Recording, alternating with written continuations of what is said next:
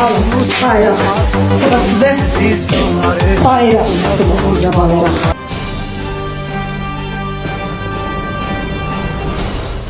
Əziz və dəyərli tamaşaçılar, hər bir xalqın müqəddəs saydığı dəyərlər var.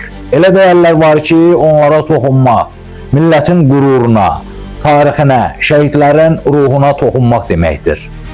Azərbaycan xalqı üçün ən müqəddəs dəyərlərin ən uzası, ən toxunulmazı üç rəngli dövlət bayrağımızdır. Bu bayraq sadəcə parça deyil, bu bayraq Çanaqqala ruhudur. Bu bayraq 20 yanvarın qanlı gecəsidir. Bu bayraq Qarabağ zəfəridir. Bu bayraq minlərlə şəhidlərimizin qanı ilə rənglənmiş, anaların göz yaşı ilə islanmış, igidlərin canı bahasına ucaldılmış müqəddəs bir əmanətdir. Lakin sosial şəbəkələrdə yayılan görüntülər hər birimizi sarsıdır. Dövlətimizin rəmzi olan üç rəngli bayraq qayçı ilə kəsilməsi, daha sonra yerə atılaraq tapdalanması bu sadəcə bir hərəkət deyil.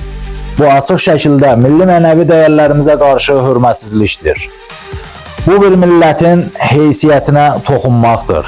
Unutmaq olmaz ki, bu bayraq şəhidlərin tabutuna örtülür. Bu bayraq əsgərin çiynində sərhəddə dalğalanır. Bu bayraq beynəlxalq arenada Azərbaycanın adını təmsil edir. Ona uzanan əl əslində bu dövlətin müstəqilliyinə uzanmış sayılır.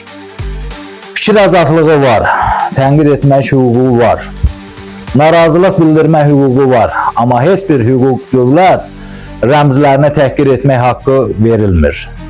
Hüquqi dövlətdə yaşayırıq və dövlət atributuna qarşı bu cür davranış həm mənəvi, həm də hüquqi məsuliyyət yaradır. Bugün məsələ təkcə bir görüntü deyil, məsələ ondan ibarətdir ki, cəmiyyət olaraq bu cür hallara hansı mövqedən yanaşırıq? Səssiz qalmaq, biganə qalmaq gələcəkdə daha təhlükəli halların baş verməsinə zəmin yarada bilər. Dövlət rəmzinə hörmət dövlətçiliyə hörmətdir. Biz fərqli düşünə bilərik, fərqli siyasi baxışlara sahib ola bilərik. Amma bayraq mübahisə mövzusu deyil. Bayraq millətin birliyidir, bayraq vətəndir, bayraq şəhidlərin əmanətidir.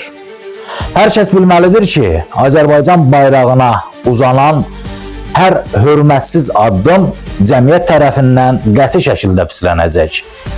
Üç rəngli bayrağımız daim zirvələrdə dalğalansın. Allah dövlətimizi var eləsin, Allah prezidentimizi qorusun, Allah şəhidlərimizə rəhmət, qazilərimizə uzun ömür can sağlığı arzulayıram. Diqqətiniz üçün minnətdaram. Allah'a əmanət olun. İnşallah növbəti videolarımızda görüşənədək. Sağ olun.